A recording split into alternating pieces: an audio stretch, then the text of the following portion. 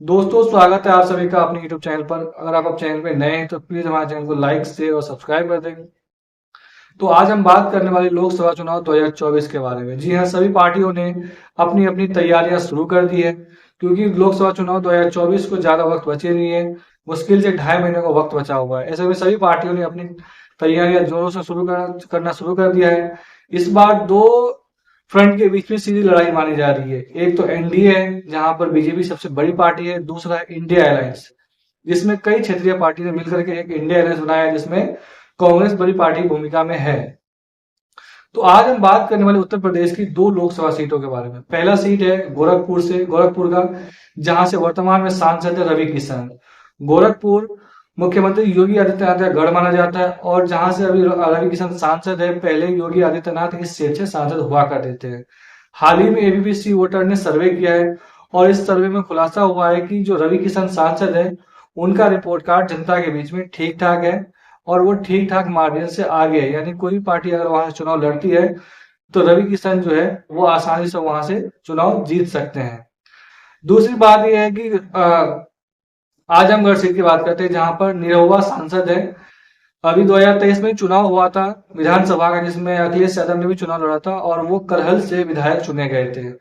तो उन्होंने लोकसभा की सदस्यता से इस्तीफा दे दिया था, और करहल से अपने विधायकी ले लिया था, और वो अभी यूपी विधानसभा में नेता प्रतिपक्ष भी है। तो ऐसे में वहां पर आजमगढ़ में उपचुनाव करवाया गया था। तो उपचुनाव में समाजवादी पार्टी हार गई थी, और बीजेपी के वहां जो निरहुआ है वो वहां से जीत दर्ज कर लिया था। लेकिन अभी जो सर्वे किया गया है एबीपी वोटर के द्वारा, उसमें ऐसा माना जा रहा है कि रवि की निरहुआ से वहां की जनता काफी नाराज है।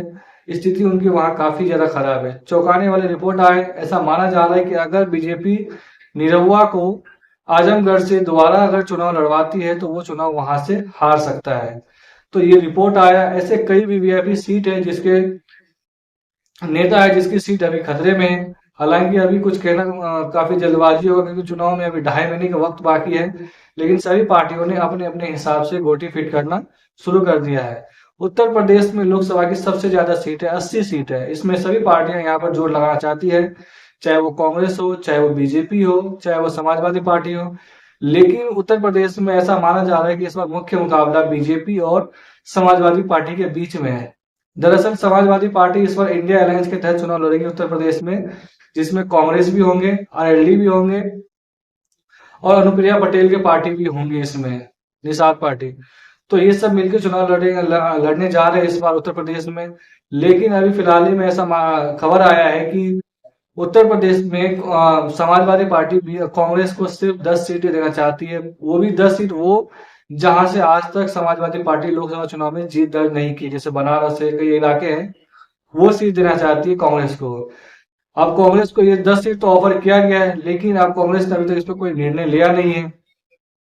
कांग्रेस सूत्रों का मानना है कि कांग्रेस ज्यादा सीट चाहती है, क्योंकि वहां पर काफी बड़ा राज्य है, और 80 सीटें भी आती है।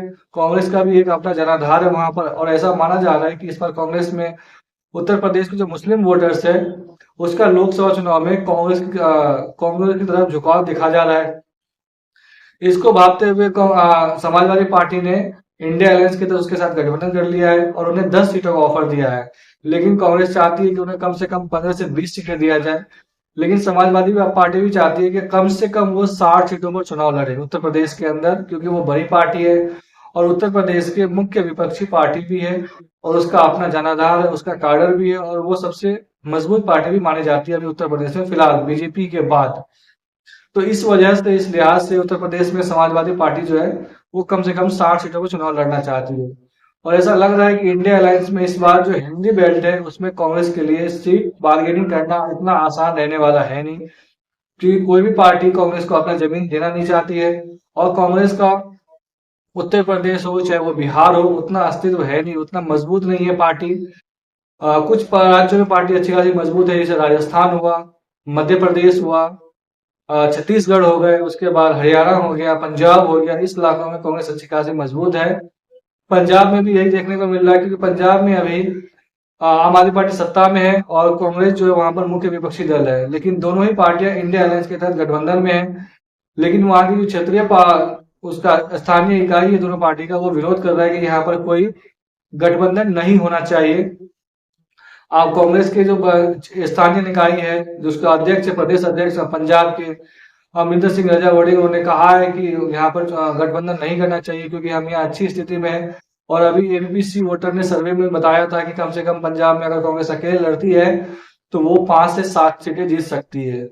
तो ऐसा माना जा रहा है कि अगर कांग्रेस और आम आदमी पार्टी अगर एक साथ मिलकर चुनाव लड़े तो शायद वहां पर क्लीन स्वीप कर सकती है, 10 से 11 सीटें वो आराम से जीत सकती है, ऐसा माना जा रहा है और सर्वे में भी दिखाया गया है। लेकिन कांग्रेस और आम आदमी पार्टी की जो स्थानीय इकाई है वो यहाँ पर विरोध कर रहा है गठबंधन का। हरियाणा में कांग्रेस अकेले लड़ेगी, वहां पर कुल 11 सीटें हैं। वहां पर भूपेंद्र सिंह हुड्डा, दीपेंद्र सिंह हुड्डा और कई बड़े नेता है, रणदीप सिंह सुरजेवाला भी है। तो वहां पर ऐसा माना जा रहा है कि गठबंधन नहीं होगा। लेकिन आम आदमी पार्टी अरविंद केजरीवाल जो वहां भी चाहता है कि कांग्रेस वहां उसके उसके साथ गठबंधन करे और उन्हें एक सीट कम से कम हरियाणा में चुनाव लड़ने के लिए दे। लेकिन भूपेंद्र सिंह हुड्डा तैयार नहीं, क्योंकि उसका मानना है कि हरियाणा में जो आम आदमी पार्टी है उतना मजबूत नहीं है, उसका कोई काडर नहीं है। मुकाबला सिर्फ कांग्रेस और बीजेपी के बीच में होना है। अगर एक सीट देते हैं तो इसका मतलब ये होगा कि एक सीट बीजेपी को मुफ्त में दे देना, इसलिए उन्होंने विरोध किया है। और ऐसा माना भी जा रहा है कि कांग्रेस हाईकमान उसको, अरविंद केजरीवाल को, हरियाणा में एक भी सीट नहीं देने को तैयार है। अब इंडिया अलायंस में अभी फिलहाल सीट शेयरिंग का मामला चल रहा है, बातचीत चल रहा है, कई राज्यों में चल रहा है। कई राज्यों में सीट शेयरिंग का फॉर्मूला भी सामने आ गया और कई राज्यों में अभी बातचीत चल रही है अंतिम छोर पे। और पिछली गठबंधन का जो इंडिया अलायंस का जो बैठक था उसमें यह तय किया गया था कि 31 दिसंबर तक जो है वो सभी गठबंधन पार्टी अपने अपनी सीट शेयरिंग पर पूरा मामला क्लियर कर लेंगे। जहां पर पेच फंसेगा वहां पर सीनियर नेता बैठ के बातचीत करेंगे, उस मामले को सुलझाएंगे। तो देखते हैं क्या होने वाला है। लेकिन ऐसा माना जाए दिलचस्प मुकाबला होने वाला 2024 में। और अगर लोकसभा चुनाव में आजमगढ़ से निरहुआ को फिर से चुनाव लड़वाया जाता है तो शायद वो वहां से चुनाव हार जाएंगे। आपको क्या लगता है कि निरहुआ चुनाव जीत पाएंगे आजमगढ़ से या नहीं? आप हमें कमेंट करके बता सकते हैं। अगर चैनल पे नए हैं तो प्लीज हमारे चैनल को लाइक, शेयर और सब्सक्राइब कर दें। धन्यवाद।